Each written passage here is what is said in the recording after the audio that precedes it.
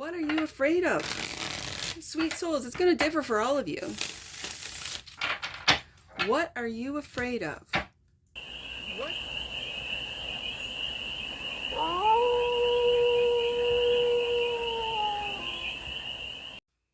Hey there, sweet souls. How are you?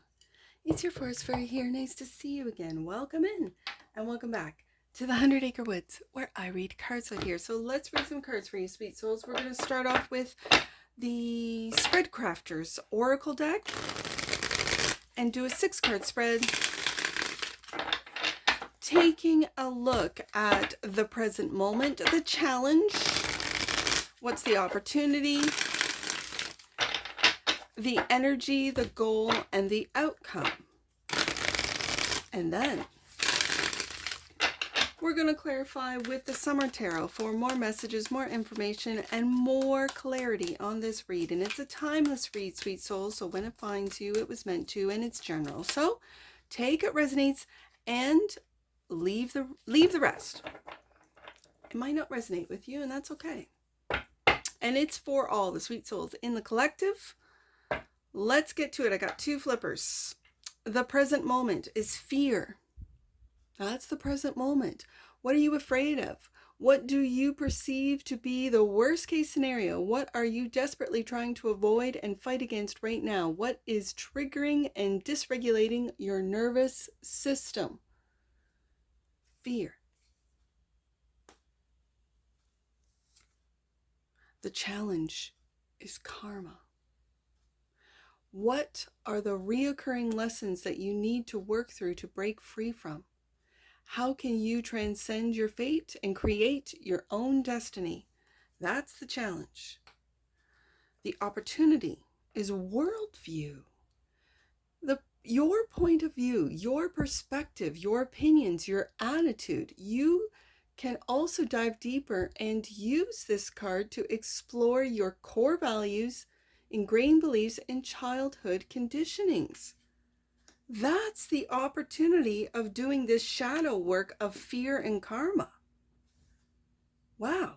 Okay. I like it. The energy, projection. How have your internal problems and emotions been projected onto something or someone outside of you? In what ways have you been misinterpreting your reality? What is mirrored back to you? Wow. Have you projected your fear out onto others? Has your projections been mirrored back to you through fears? I truly believe that the AI and the internet is a mirror. So, and they say, oh, whatever you click on the algorithms. Yeah, so you're teaching the algorithms what you are fearful of, what you are projecting, maybe what with your own content, what you're projecting into the internet is what comes back at you. And if it is fear, I don't want to say you're a fear monger, but if you are fearful of, apocalyptic worst case scenarios, this, as the fear card says, this, you could be projecting that, and then AI reflects it back at you. Ooh, this is beautiful. This is actually really beautiful. This is the energy that's around you. The goal is accept, to acknowledge, to recognize, to register as true, to validate, to affirm, to own. Okay, own your fears and the outcome. More shadow work. This is a shadow read right here. What do you need to take responsibility for right now? What is something you need to own up to? What needs to be reclaimed? Wow. Bottom of the deck. And that which you might not see, balance. Maybe you need to reclaim some balance, to stabilize, to return to the now, to find equilibrium and harmony. Oh, I like it. I like it. All right, let's get to the tarot. Now I'm really curious. Fear. What are you afraid of? Sweet souls, it's going to differ for all of you. What are you afraid of? What do you perceive as the worst case scenario? What are you desperately trying to avoid? Oh, see, I avoid. Yeah, I'm an avoider. The High Priestess?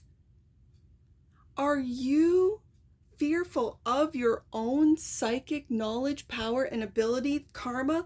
If you have North Node in Scorpio, I feel you, sweet souls, because I got North Node in Scorpio, which means my South Node is in Taurus, and I like to stay at home and to create a home and have a family and all that, and that just got blown out of the water in this lifetime.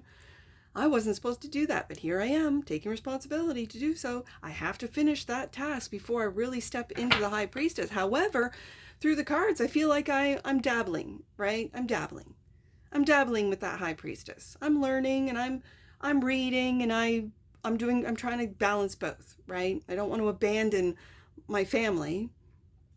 Unfortunately, that's already happened with the other parent. I'm just saying. I don't want that. Wow. Fear is also clarified by the 10 of Cups. My goodness, is this my read? Is this going to be like a personal, is this just going to open up my viewers to force fairy North Node and South Node? Yeah, because that's what it looks like. Okay, so I do have to say that I did have a fear of creating, because I did not come from a broken home. My parents have been married for 54 years.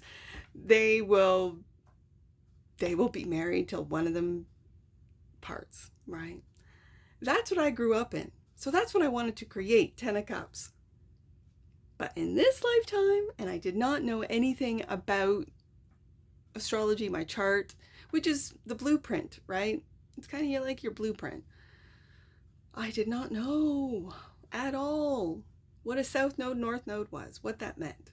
And so I wanted that 10 of Cups. I have it. I do. But I'm supposed to focus on that High Priestess, on deeper knowledge that I already have in my soul. This is my karmic, the lessons. What are the recurring? So let's get to the challenge, right? What are the recurring lessons that you need to work through and break free from? How can you transcend your fate and create your own destiny? 8 of Wands. 8 of Wands. I'm going to put that right underneath the High Priestess. And the 5 of Swords. You see this 5 of Swords? It's being of two minds. I always see like battling yourself in that truth. The sacrifices that you have given. There's that, because I read swords down as sacrifices. So you have sacrificed quite a bit. 5 of Swords. Win or lose, it doesn't matter. You might have sacrificed a lot for your family. You might have done this with this group of people lifetime after lifetime after lifetime, that you still sacrifice for another group of people. How can you transcend your fate and create your own destiny? Could very well be with the 8 of Wands, to communicate what it is that you're keeping quiet about with the High Priestess, what you know, what you have discovered. What other people might fear doesn't at all make you nervous. That's very interesting. Like, this kind of puts me in mind of those that might have a lot of 12th house, Pluto in the 12th house, where you literally talk to the dead, like that little boy in that one movie. I talk to dead people, right? What are they called? Mediums? Are they mediums?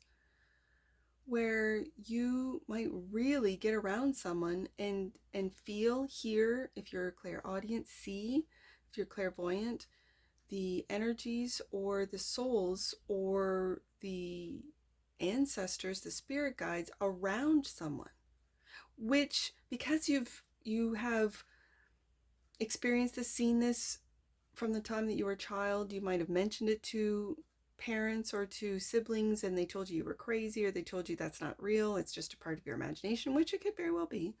You were never afraid. This might really unnerve other people. Again, it's that 12th house energy. For some of you, you could be really afraid of these psychic abilities, these gifts. I don't feel that, though. I think you're used to it. I think that you're going and you're being quiet. Maybe because your family might have said, that's not right, that's not true, that you've watched too many movies and all the rest of it. Like the logical reasons why you might be experiencing multidimensional or spiritual aspects. They don't see it, you do.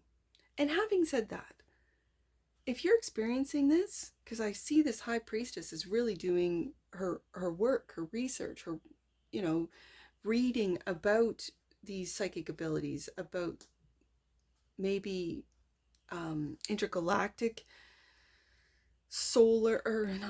intergalactic species. Like if you came from Andromeda, if you came from Pleiades, if you came from Lyran solar systems, and you're now experiencing this earthly realm, this could be natural for you. Wow. And so it might be that in this lifetime you are to communicate this. And this is why you have chosen in this lifetime to incarnate, to be at this age, at this time, whether you're in your 20s, in your 30s, in your 40s, in your 50s, whatever. It is to communicate what we're moving into what cannot be seen, so that others might understand and be able to see their projections, their fear. Yeah. To teach, to heal, to learn, and to communicate. 8 of Wands. So, worldview is the opportunity. Your point of view, your perspective. We just talked about that. Your opinions, your attitude. And it could have to do with what people fear most, and that's the spirit realm. That's the multidimensional world that we live in, and being multidimensional beings, being able to tap in. Okay. So, clarifying, worldview is the Chariot. Oh, look at this. You are moving forward, but with a sense of victory, there is a sense of surrendering to your surrendering to your path. And you can see in this card, this path is not well traveled. It's not a big paved highway. This is a path that not a lot of people can take because of their fears. Here you are sitting in the moonlight, reading all about whatever this is to you. You're not afraid of the unseen. You're not afraid of going down paths that others might consider dark. It's not darkness for you. I'm really feeling someone who does shadow work, who's not afraid of it, who's accepted it, who's not polarized by it. I'm feeling someone who takes a look at it, stares fear in the face, and goes, hey, how are you? Let's talk. Communicate. 8 of Wands. You could communicate with lost souls, with souls that, you know how they say they haunt these places? They could be stuck. And you could help them move out of this dimension, this energy. I have no idea. This is something that I know little about. And yeah, I'm picking up on someone who does, because I've got, out of a 6-card spread, I got 4 shadow work cards. This is someone who feels comfortable.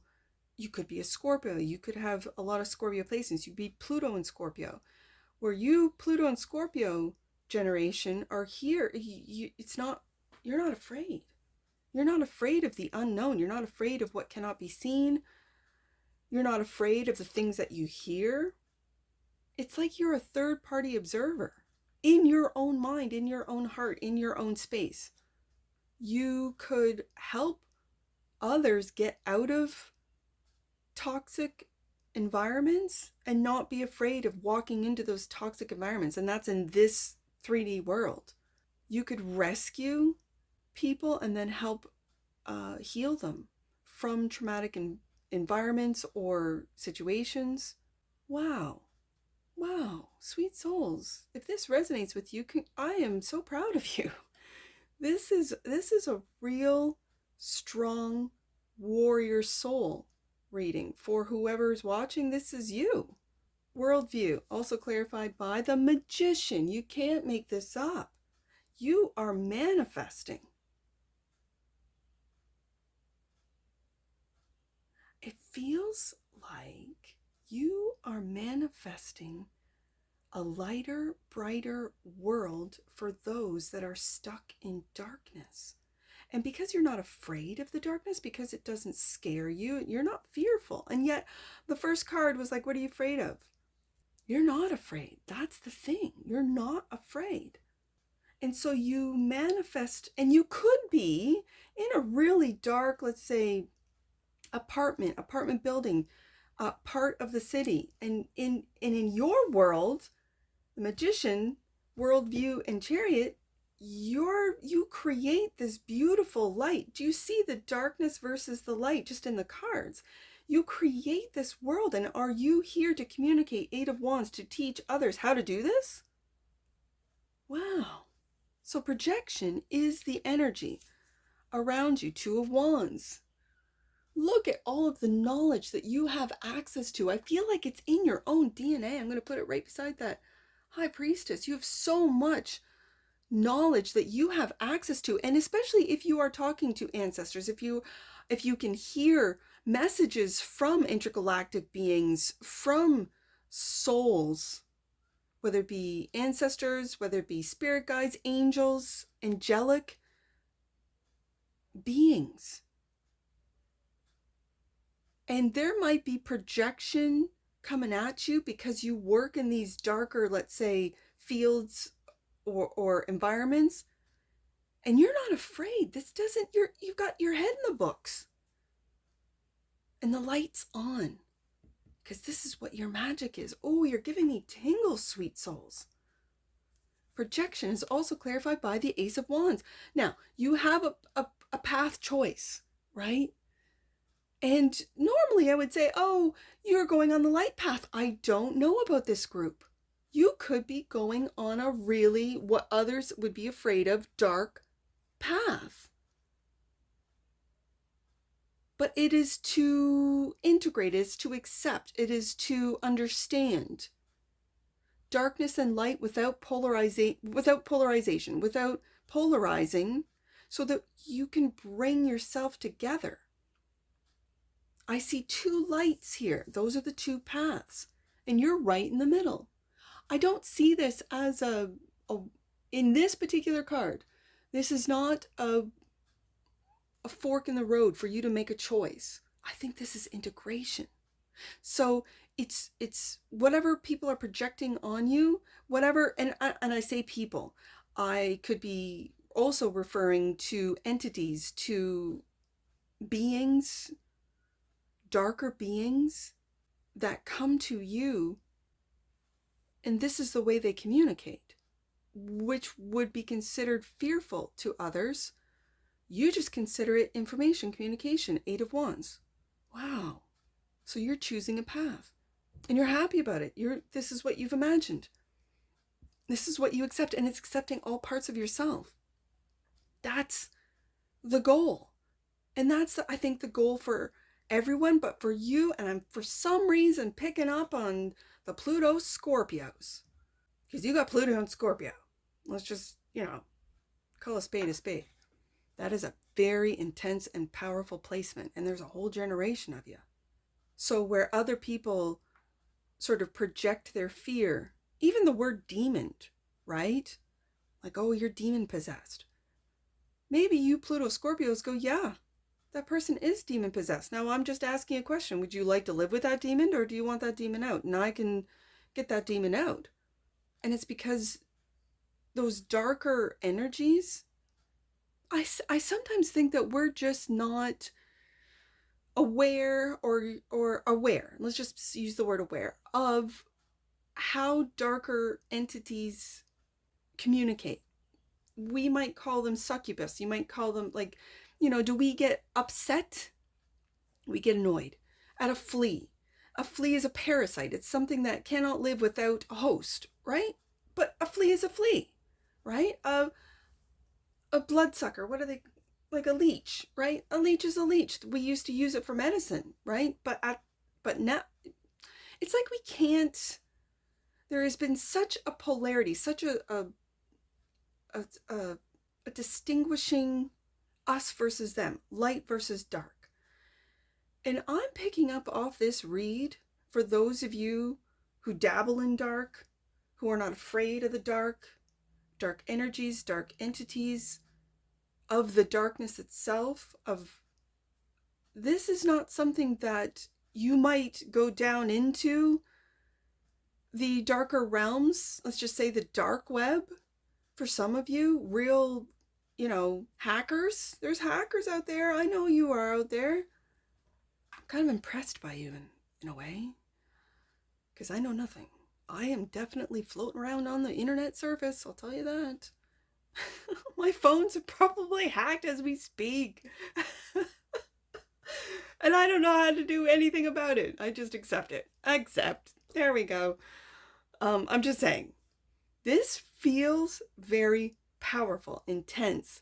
And for those of you that have been shunned by your family, maybe for being darker, what do they call them? The kids call them emos? Emus? No, an emu I think is a bird. Emo. Right?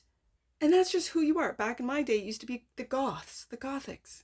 And the most beautiful souls, the gothics that I came around were the most beautiful souls.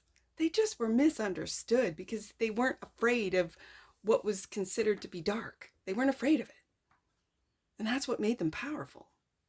So to accept, that's the goal, to accept the Fool. Take that leap of faith on yourself, on your new path. It could be a dark path for some of you. Take that leap of faith. And the Tower. Wow. The Tower. Do you see how I said in the Two of Wands, you are not at a fork in the road? And yet I see it, a fork in the road. You are not to choose one or the other. I really feel the message with this, especially when I mentioned there is no fork in the road with that Two of Wands. There's just two lights, two paths, and you are learning so much about each path. And here we have a card literally with a sign with a fork in the road, literally. So that tells me, the cards are talking, that you are that having to choose light over dark, that having to choose, you are not to choose a path. You are to integrate both together, to learn about both. With that young fella in literally a library, it reminds me of the library where, I don't know enough about the Game of Thrones guy. He was a big fella, and he went to this library, which was massive, absolutely massive. That's what that library reminds me of.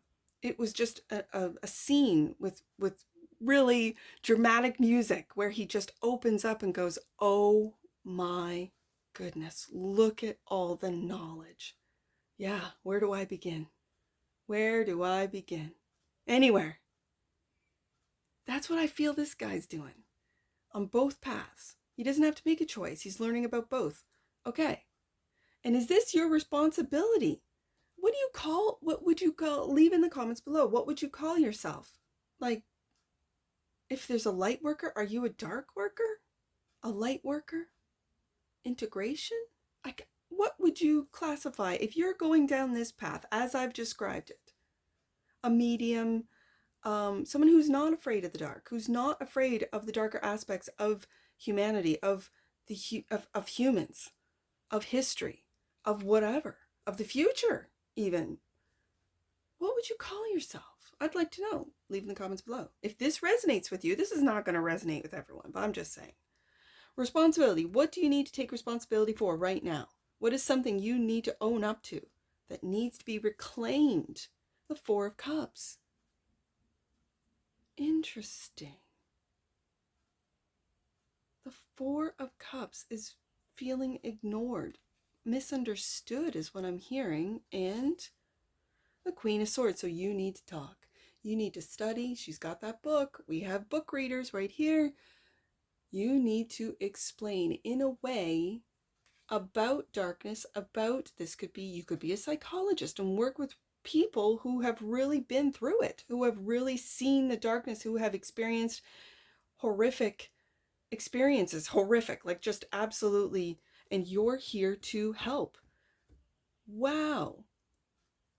And to get them back into, and again, now I'm looking at the balance card in the accept both light and dark, to integrate it so that you can bring back. It reminds me of that galactic heritage card of making yourself whole, of bringing all parts home, I think is what it's called, or something like that. I'll put it up in editing. But bringing all parts of you back, accepting all parts of you, accepting what you might have been fearful of your karma, of the worldview, of what's been projected at you, or in the case of the Queen of Swords here, at your clients. You could take a leap of faith on starting your own business of helping those to get over their fear, to see and understand karma, what that means. Wow, sweet souls. Balance, to stabilize, to return. Now to find equilibrium and harmony. That's what you might not see. Ace of Swords, this is the truth. And that's what that Queen of Swords has. Wow, this is a different read, but really interesting. Really. Ace of Swords, balance. I'm feeling it with the Queen of Swords. This is Libra energy, really balancing out the light and the dark, all aspects of oneself, helping others do the same. You could be in school when I see these readers. High Priestess, Two of Wands. Yeah. I'm loving it. Bottom of the deck. And that which, sorry, not bottom of the deck. We're going to get an oracle. Sixth chakra. You could be opening up that third eye. The energy of the third eye chakra supports our inner sight and intuitive abilities. There's that High Priestess right there. Yes. And bottom of the deck. And that which you might not see, awareness. Look how dark this card is. It's like, I don't want to say you're on a path of darkness, but I'm just saying, wow. The energy of awareness supports our capacity to focus our attention on all aspects of a multi-dimensional world so that we create a reality that we truly choose. Wow. Sweet souls. That's what I see for you. Wow. And I'm sure I'll see you again. Take care. From your Forest Fairy. Bye for now.